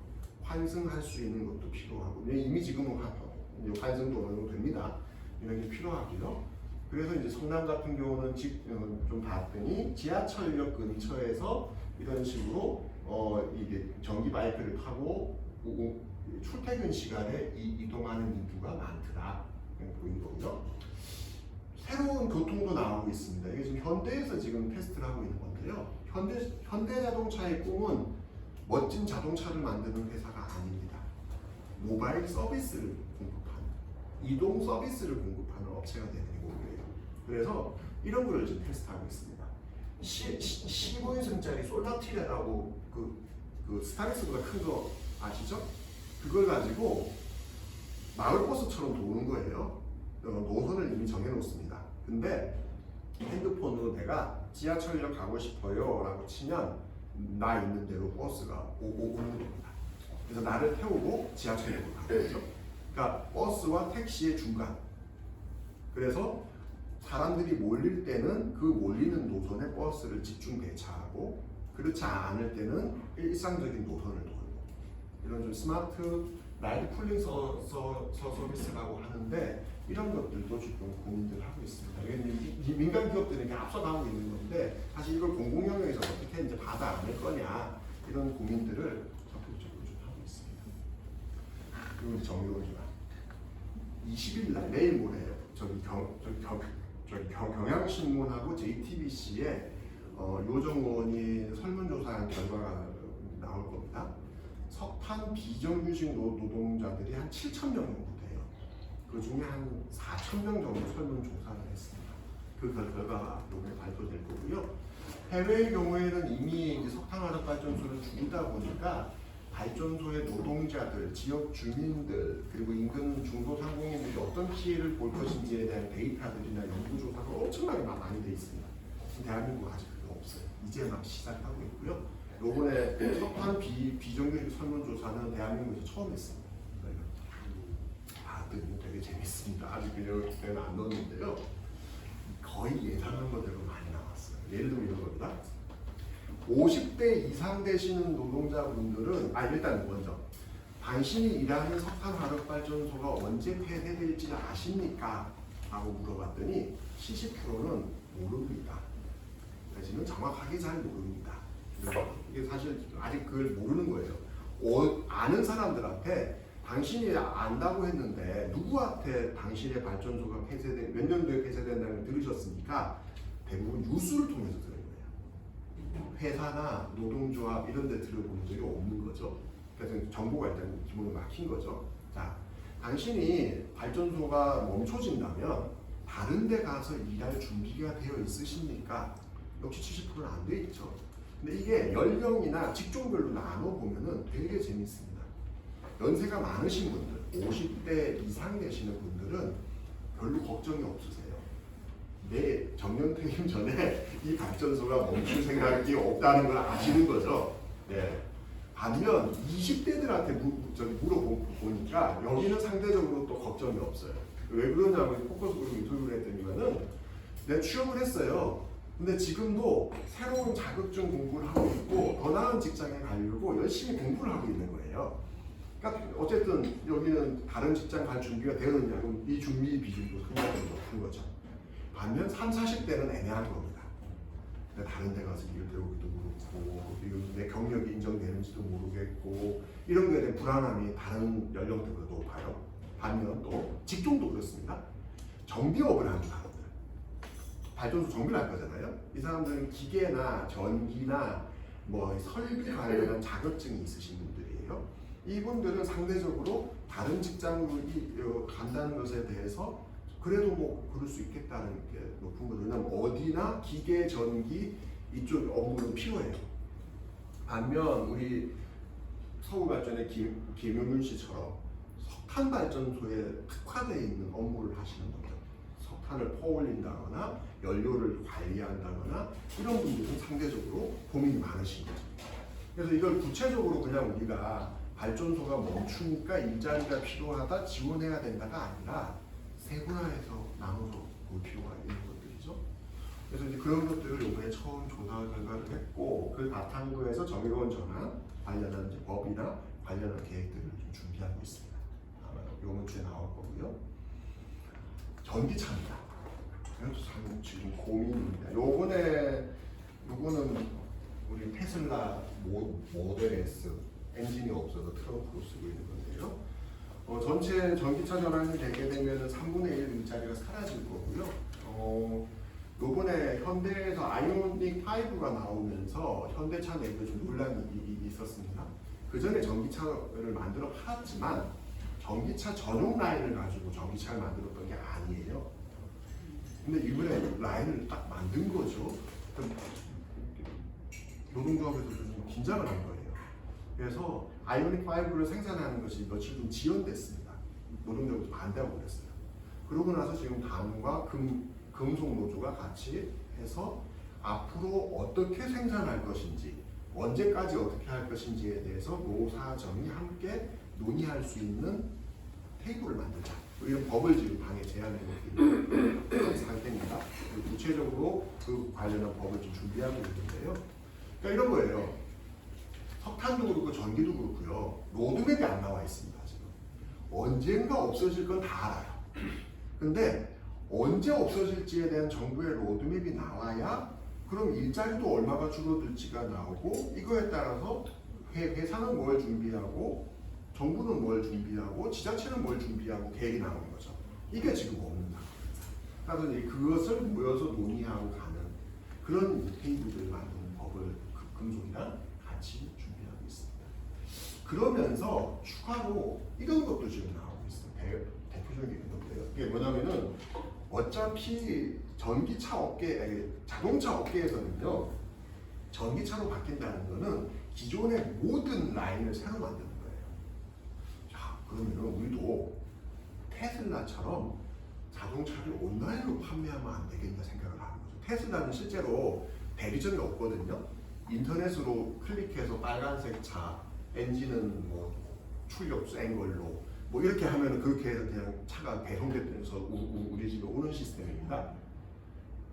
그래서 이번 기회에 자동차 판매를 그러니까 판매 대리점을 없애는 계획을 한 거죠. 그랬더니 이제 현대차, 기아차의 판매 노조가 반발을 합니다. 이거는 기후 위기랑 상관이 없어요. 근데 기후 위기 때문에 파생으로 생기는 문제들인 거죠.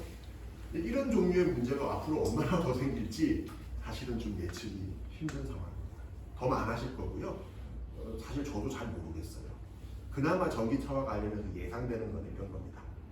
우리 알고 있는 주유소는 다 사라지겠죠. 네. 카센터도 절반 이하로 줄어들 겁니다. 왜? 카센터는 주로 엔진 오일, 미션 오일, 타이밍 벨트 교환이 전체 업무의 상당 부분을 차지해요. 그게 필요가 없어요. 그러니까 사실상 전기차는 사고가 나지 않는 한 교체할 부품이 없어요. 그러니까 사용자 입장에서는 되게 편해요. 근데 그 정비업을 하는 사람들 입장에서는 굉장히 골치 아픈 거죠. 자기 일자리가 사라집니다. 그럼 자동차의 생산 그리고 정비 이쪽 업무가 전체적으로 확 바뀌는 겁니다. 한 번도 우리가 차를 쓴 지 한 100년 됐는데요. 100년 동안 이런 변화를 겪어본 적이 없습니다. 그 일에 지금 중간에 와 있는 거죠. 그리고 탄소 중립을 한다면서 이런 것도 하는 문제들이 있습니다. 대표적인 게 공항 문제예요. 대한민국에 공항이 15개 있습니다. 네. 공항 중에요. 이 인천공항하고 상위 4개 공항을 빼놓고는 다 적자입니다.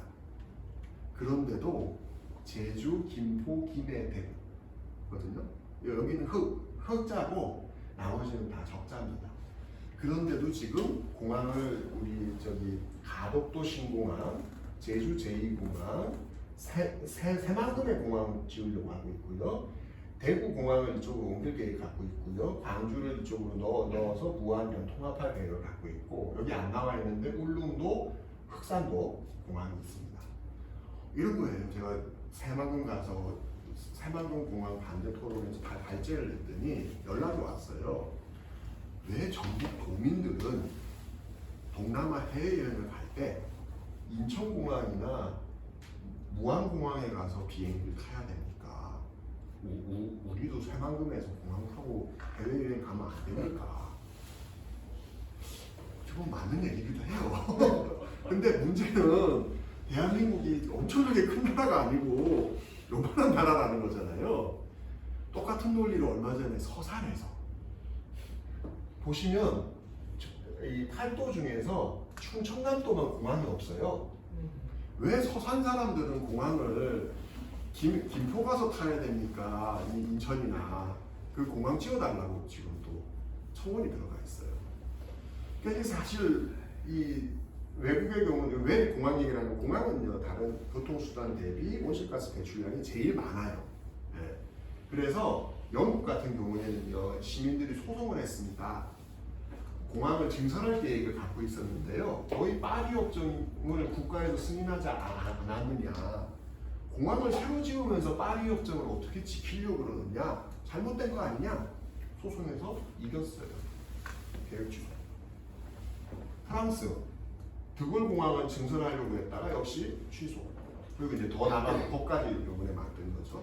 기차로 2시간 반 거리 이내로 갈 수 있는 국내에서는 취항 금지. 이게 지금 하원 통과됐고요. 상원도 통과돼야 됩니다. 거의 통과될 것 같긴 해요. 그러니까 대안이 있다는 거죠. 대안이 있으면 철도로 가는 게 훨씬 더 기후변화의 대응에 맞기 때문에 그걸 하라는 거고 당연히 시간은 더 걸리겠죠. 네. 그러니까 지금 이제 많은 정책들이 그쪽으로 가고 있는 건데 대한민국은 사실 지금도 전국 각지에 공항을 증설해달라는 요구가 본물 터지듯이 되고 있어서 안타깝습니다. 그게 사실은 우리가 아직 뭔가 더 나가야 될 부분들이 생기는 거죠. 그리고 이것도 있어요.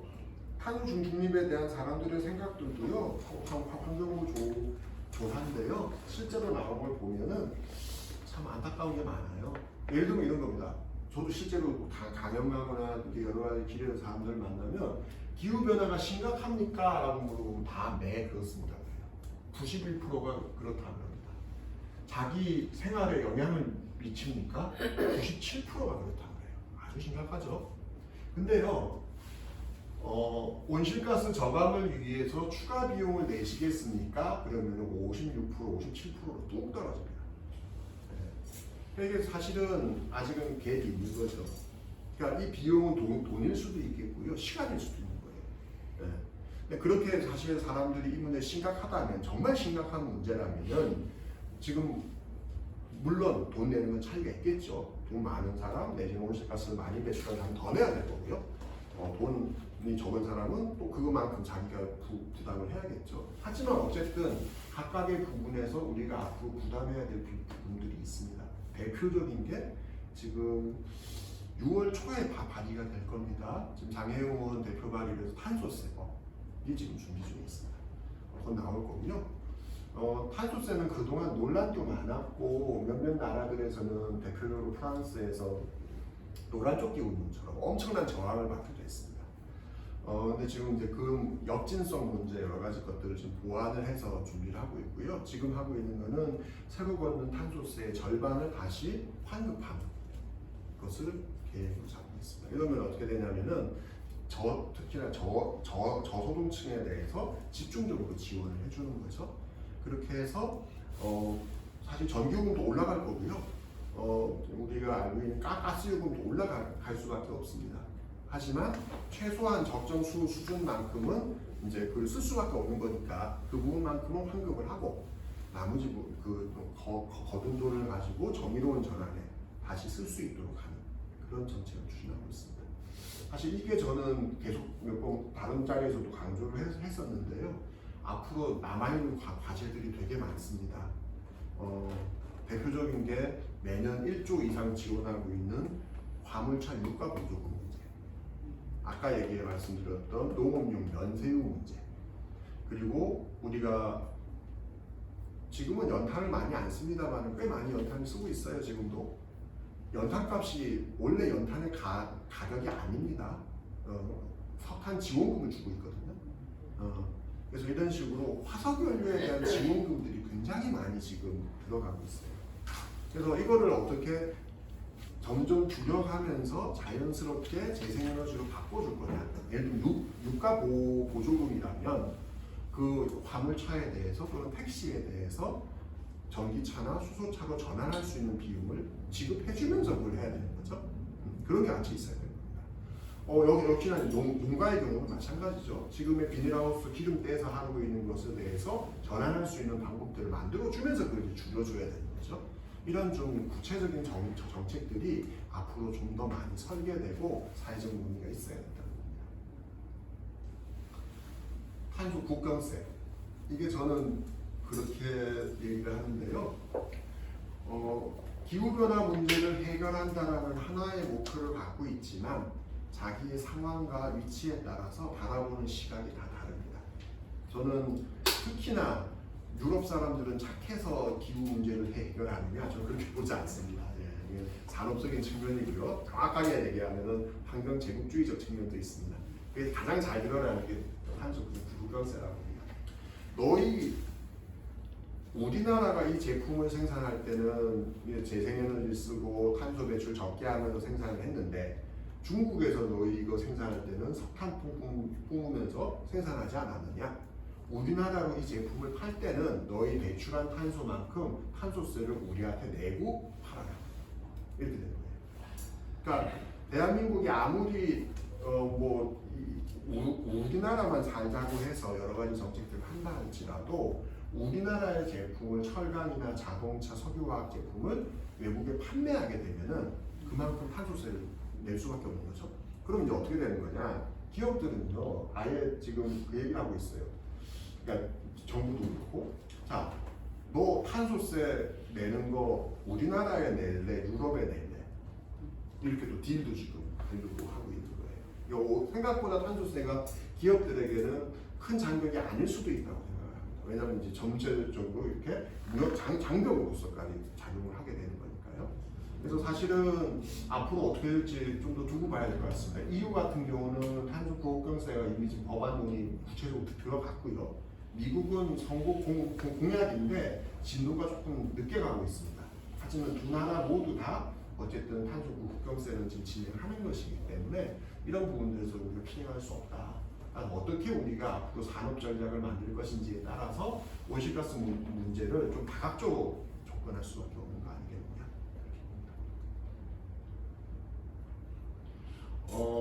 다음 주 목표에서 가장 큰 쟁점이 될 문제여서 한 번 더 넣어봤고요. 어쨌든 문재인 정부는 2050년도 탄소 중립을 선언했습니다. 지금 현재는 과거처럼 탄소 배출 목표를 2017년도 배출량 대비 24.4% 감축이 현재 우리나라의 목표입니다. 이거를 과연 24.4%를 50%까지 올릴 거냐, 어쩔 거냐, 이게 지금 현재 가장 중요한 관건이 되겠고요. 이게 숫자가 24가 50이 되는 거는 그냥 두 배로 늘어나는 문제가 아니라 거기에 딸려서 석탄도 줄여야 되고요, 차도 줄여야 되고 이렇게 돼야 되는 건데 솔직히 그걸 제대로 지금 계산을 해서 가고 있는 거냐 좀 그렇지 않습니다. 근데 이제 아까도 말씀드린 것처럼 3년마다 이걸 점검하고 5년마다 계획을 계속 발표해 나가는 국제 시스템은 마치 어떤 거냐면은 공부 잘 못하는 학생을 앉혀놓고 계속 시험을 봐가면서 그 문제를 맞출 때까지 계속 시험을 치게 하는 거거든요. 예, 그러니까 사실 굉장히 괴로운 일인 거죠. 예, 똑같은 문제를 계속 내는 거예요. 그 문제를 맞출 때까지. 그리고 맞추면 다음 단계 넘어가고, 다음 단계 넘어가고. 왜냐하면 우리가 국제사회에서 온실가스 문제를 안 그러면 해결할 수 없기 때문에요. 그러니까 그 문제에서 시달리느니 사실 적극적으로 우리가 열심히 공부해야 되는 거죠. 예. 근데 평소에 숙제를 많이 해놨으면 다행인데 이제 하려고 그러니 굉장히 힘들고 그래서 이제 이거를 우리가 어떻게 강제해서 들어가고 빠르게 전환을 해갈 것이냐가 우리 당으로서도 또는 대한민국으로서도 또는 국가 전체적으로도 중요한 목표가 될 것 같습니다. 자, 이제 정리하겠습니다. 마지막. 저는 그렇게 봅니다. 그러니까 탄소 중립 내지는 온실가스 배출 제로라는 거는 너무나 큰 일이고 저도 사실은 100% 상상이 잘 안 돼요. 이거 어떻게 될지.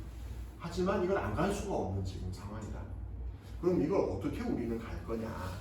결국은 중앙정부, 지자체, 시민사회, 노동계, 산업계 다 같이 모여서 함께 가야 된다. 안 그러면은 안 된다. 왜냐면 중간에 툭툭툭 저항이 나올 거니까요. 근데 지금은 좀 그렇지 않아요. 대표적으로 오늘도 민주노총이랑 계속 통화하면서 뭐 이거저거 얘기하면서 왔는데 산업계하고는 지금 테이블도 만들어져 있고 논의도 하고 있고 하고 있습니다만은 노동계하고는 노동자하고는 이런 얘기 안 해요.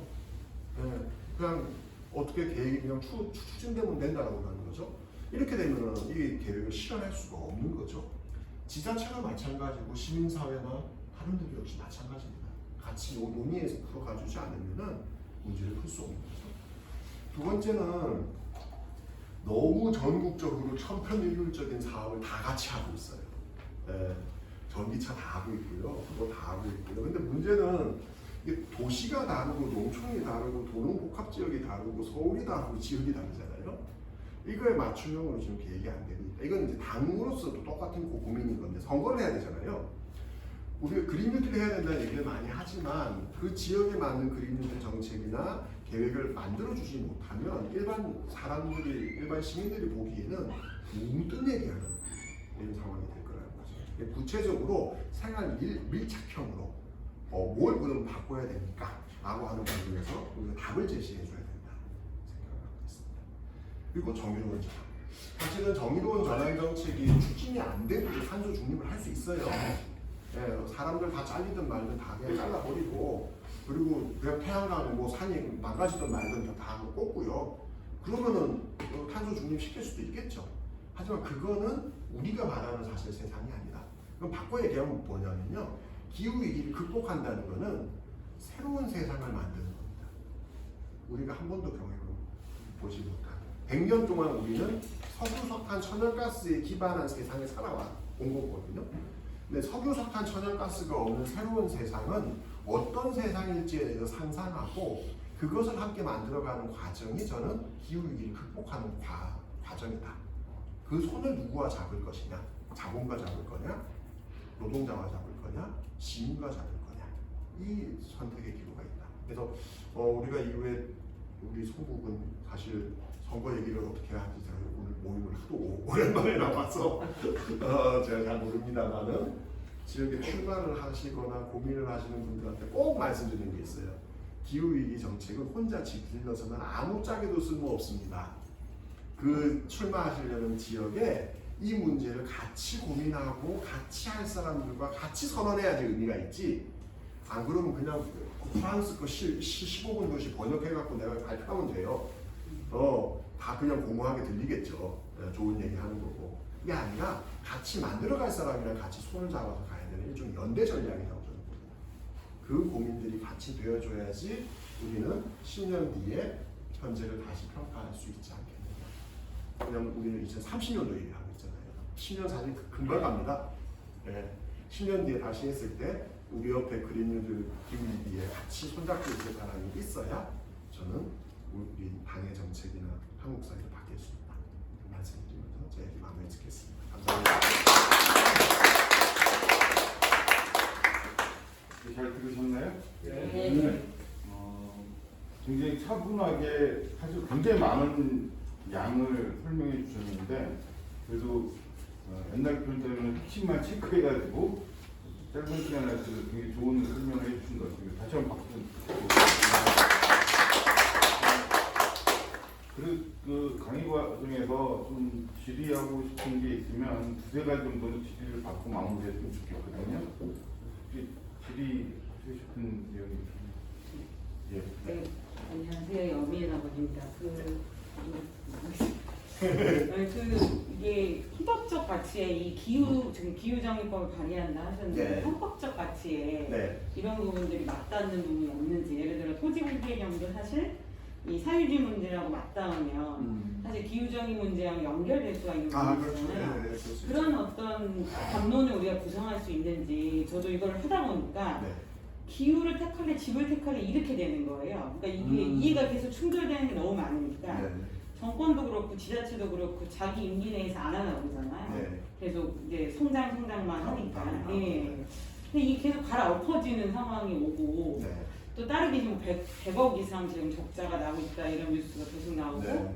오세훈도 다 뒤집고 있는 상황으로 보고 있는데, 헌법적으로나 이런 것들을 우리가 내세울 수 있는 담론이나 가치가 있는지, 해석의 여지가 있는지 궁금합니다. 물론 있고요. 네. 오늘 프랑스가 처음으로 헌법에 기후위기 관련한 표현을 넣는 것을 지금 이제 논의하고 있고요.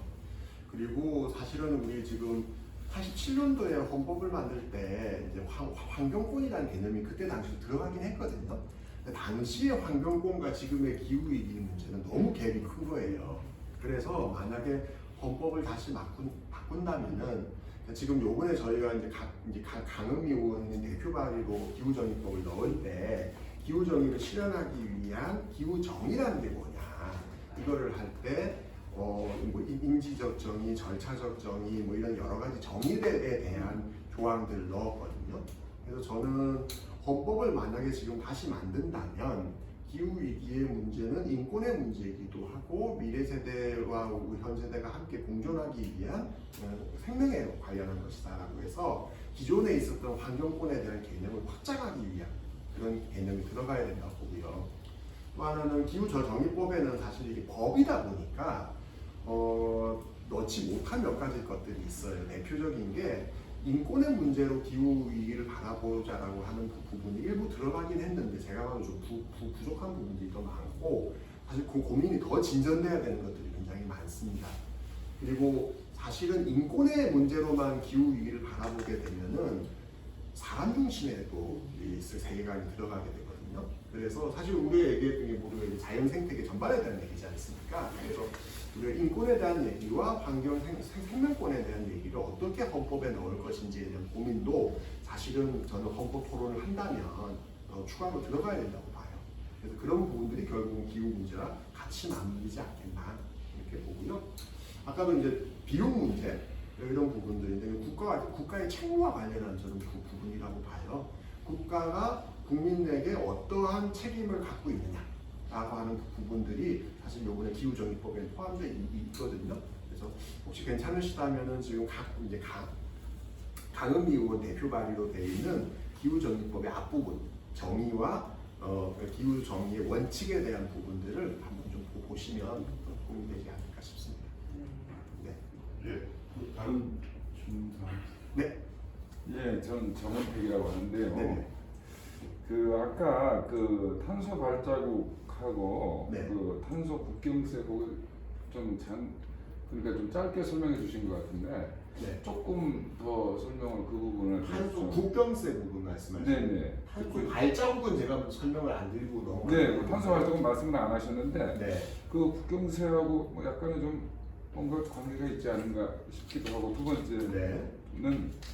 지금 그 피크 오일이 네. 그러니까 그 석유가 뭐 다 고갈되는 게 아니라 예. 네네 그 부분에 대해서 조금 결국 그 피크 오일이 지나면 네. 그 석유 문명이 지금 우리가 뭐 다 석유 문명이니까 지금 네. 그 문명 자체가 의미가 없어지는 그런 시대가 지금 오고 있지 않아요. 네. 그런 부분에 대한 것들과 그 다음에 우리가 일상에서 실천을 할 수 있는 물론 이제 아까 그 말씀하신 뭐 무슨 탄소를 많이 배출하는 쪽에 어떤 강제도 우리가 네. 해야 되겠지만 또 우리도 또 일상에서 실천을 해야 되니까 네.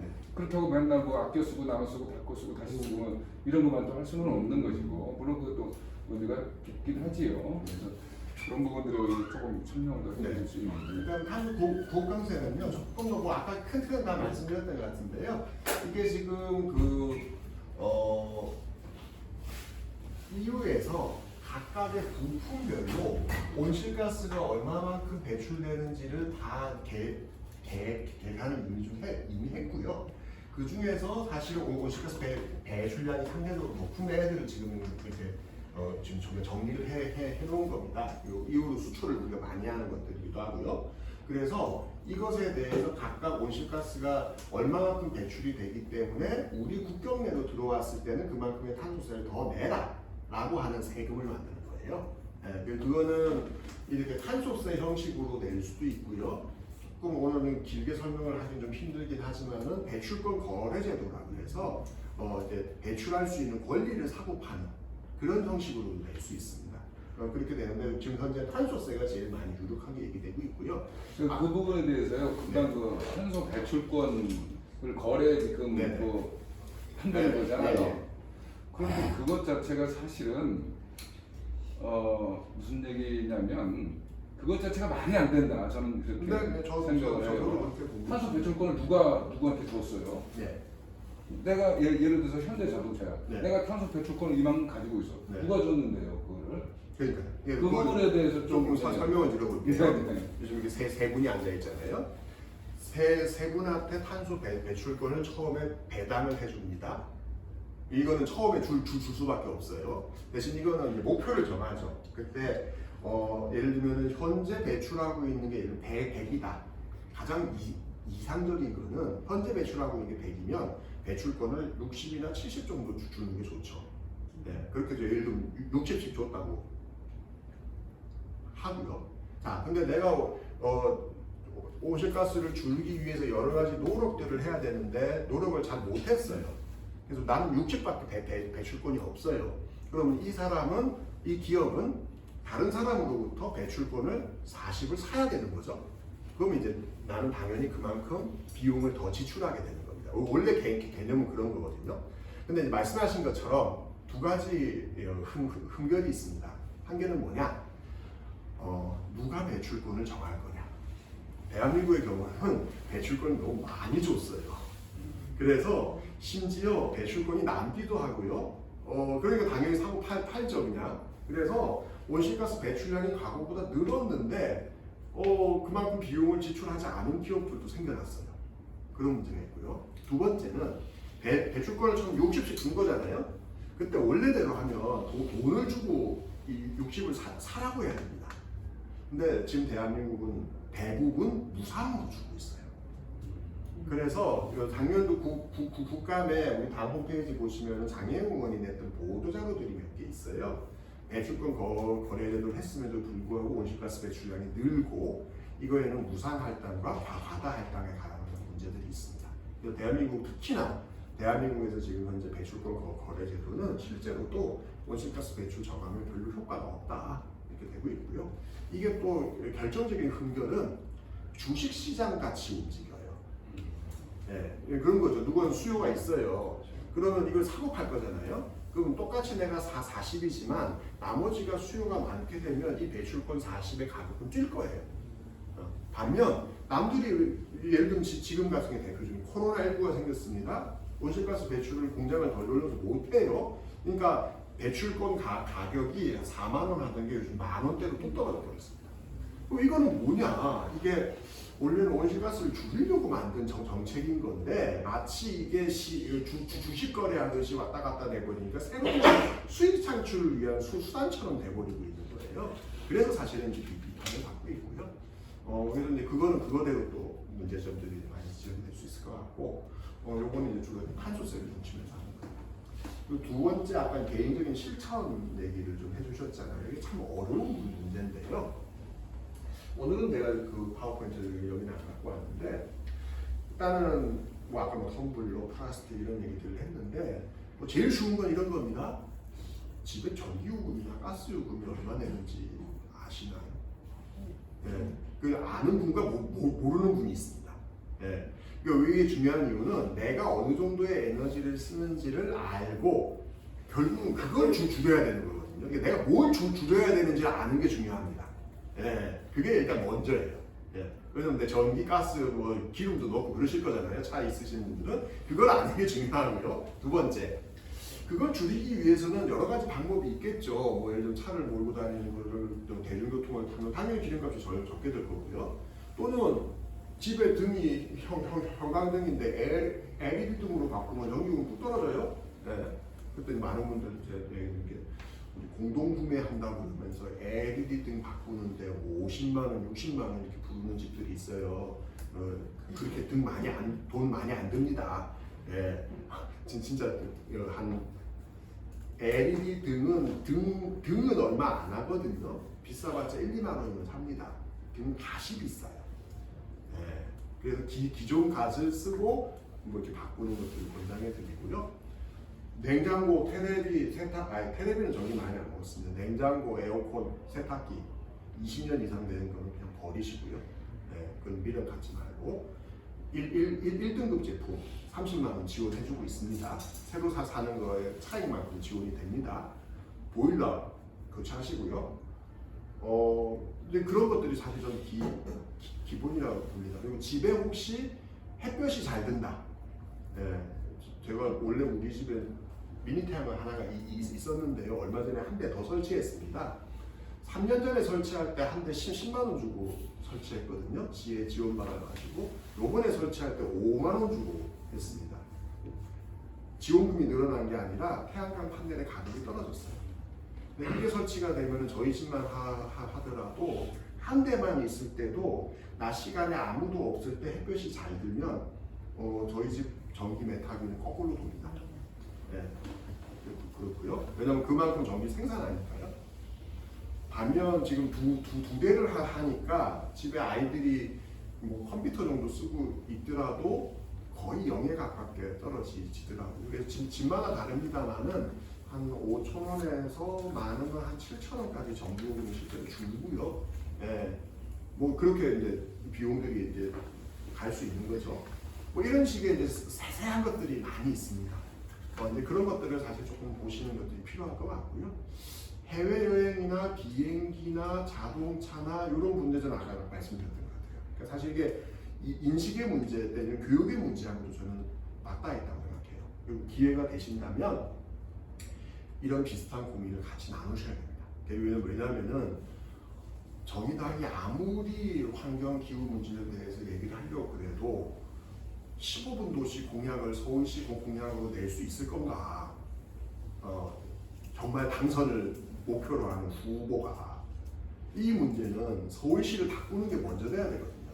우리가 아무리 선진적인 정책을 내더라도 이것이 사실은 함께 바꾸어졌다. 제가 아까 말씀드렸죠. 내가 지르는 게 중요한 게 아니고요. 내가 지르는 공약을 함께 수행할 수 있는, 이거에 동의해 줄 수 있는 사람이 없으면 환경정책은 번역해서 낸다고 우리 공약이 되지 않습니다. 그냥 유럽 얘기죠. 그래서 그 부분에 대해서 함께 바꾸는 고민들이 있었으면 좋겠습니다. 예, 혹시 또 질문 또 있으신가요? 마지막으로 하는 네. 그 본부장님께서 혹은 당에서 네. 그 아까 말씀하신 바와 같이 그 환경 문제에 대한 그 현재의 그 경제적인 이해관계 혹은 그 계층관계와 무관할 수 없는 것이죠. 네. 그렇다면 그 사실 그 뭐랄까 환경의 문제가 심각하다고 이야기하는 분도 많지만 그 동시에 현재의 환경 운동을 비웃고 모욕하고 하는 식의 논의들도 많은 걸 알고 있습니다. 네. 그런 것 혹시 예를 들어서 저는 모여주고 싶으면 계층별로 어떤 식으로 나타나는지 알려주고 싶은데 예시를 들자면은 뭐 아까 말씀하신 그 사실 농산물 그러니까 농업 부분이 기후 위기의 문제를 가장 직접적으로 만드는 것이라고 저는 느꼈을 텐데요. 그럼에도 불구하고 그 어떤 그 농업 계층이라고 해야 될까요? 이분들 같은 경우는 그 마크로 정부에 반대하는 그 경향이 되게 크게 나타나기도 하고 또 어떤 경우에는 뭐 학자들 중에서 그 환경 문제는 사실 존재하지 않아라고 하는 분이 정도 이용캠이라고 계시고 또 그 좀 상류층이고 그 자기가 합리적이라고 자부하고 있는 네. 남성들은 그까지 다 원전만 설치하면 되는 거 아니야? 그럼 환경부에서 다 저러는 거지라고 기도 하는데 이런 것들이 어떤 이유 그 변이가 무엇이고 그리고 그거를 그 하나로 통합하는 논리가 무엇일지 그리고 그게 계층별로 어떻게 나타나고 있을지 여쭤보고 싶습니다. 일률적으로 한 개로 설명되지는 저는 안 할 거라고 봐요. 네. 그러니까 저는 예를 들면 농민이 대표적인데요. 네. 농민은 기후변화, 기후위기의 피해자이기도 하고요. 가해자이기도 하고요. 또 그거를 바꿀 수 있는 중요한 주체기도 저는 하다고 생각합니다. 굉장히 다면적인 요소가 있는 거죠. 그러니까 왜냐면은 실제로 내가 많은 양의 화석연료와 또는 뭐 축산업을 실제로 하고 있으면서 온실가스 배출하고도 있지만 농사라는 작업 자체가 온실가스를 흡수하는 작물 키우는 작업이잖아요. 또 이거를 친환경적으로 바꾸면 사실은 새롭게 뭔가 도약할 수 있는 거기도 한 거죠. 저는 비슷하다고 봅니다. 지금 화물차, 디젤 화물차를 몰고 있는 노동자가 현재는 기후 위기를 심화시키는 사람일 수밖에 없는 거죠. 하지만 이걸 어떻게 정의로운 전환 프로그램이 가는지에 따라서 사실은 친환경적인 수송 시스템, 대중교통 시스템을 어떻게 만드는지에 따라서는 또 다른 역할들을 할 수도 있는 거죠. 그래서 저는 당의 역할이나 이런 것들을 바꾸는 것이 필요하다고 보고요. 하나로 일률적으로 예를 들면 돈 많은 사람들은 다 기후 변화에 기후 위기에 심각하다고 다 느껴. 환경 문제가 인식이 좋아. 예지만 굉장히 가난한 사람들의 경우에는 나는 이 기후위기 문제에 대해서 그렇게 심각하다고 느끼지 못해. 이렇게 딱 1대1로 나눠지진 않는다고 봐요. 예, 각각의 상황들에 따라서 고민들이 다 다를 수 있는 거죠. 그리고 그것을 저는 어떻게 통합해 갈 것이냐, 의견을 이렇게 일종의 공통분모를 만들 것이냐는 것이 기후위기 해결의 중요한 포인트라고 보거든요. 아직 우리 사회는 더 많은 토론이 저는 필요하다고 봅니다. 그리고 누군가는 아까 얘기하신 것처럼 공학적이고 기술적인 문제로 이 모든 문제를 한 큐에 다 해결할 수 있다는 사람들도 있어요. 네. 근데 저는 그렇다고 보지 않거든요. 왜냐하면은 기술이 중요한 게 아니라 그것을 전환하는 과정에서 이해 당사자들이 얼마만큼 참여할 수 있겠느냐가 중요하거든요. 제가 이해 한 가지만 더 드리고 마무리 줄게요. 아까 제가 미니 태양광 말씀드렸잖아요. 굉장히 재밌는 예가 있어요. 문재인 정부가 되고 나서 산업부 장관이 새로 되신 분이 자기 집에 미니 태양광 설치를 못했어요. 왜 못했냐면은 아파트 중에 왜 에어컨 실외기 밖에 못 걸게 하는 아파트 단지가 있잖아요. 네, 그 아파트 실외기, 그 에어컨 실외기든 미니 태양광도 못 달게 한 거예요. 동 대표 회의가. 주무부서의 장관이 그걸 장려해야 되는데 자기 집에 달지를 못했어요. 왜 이 말씀을 드리는 거냐?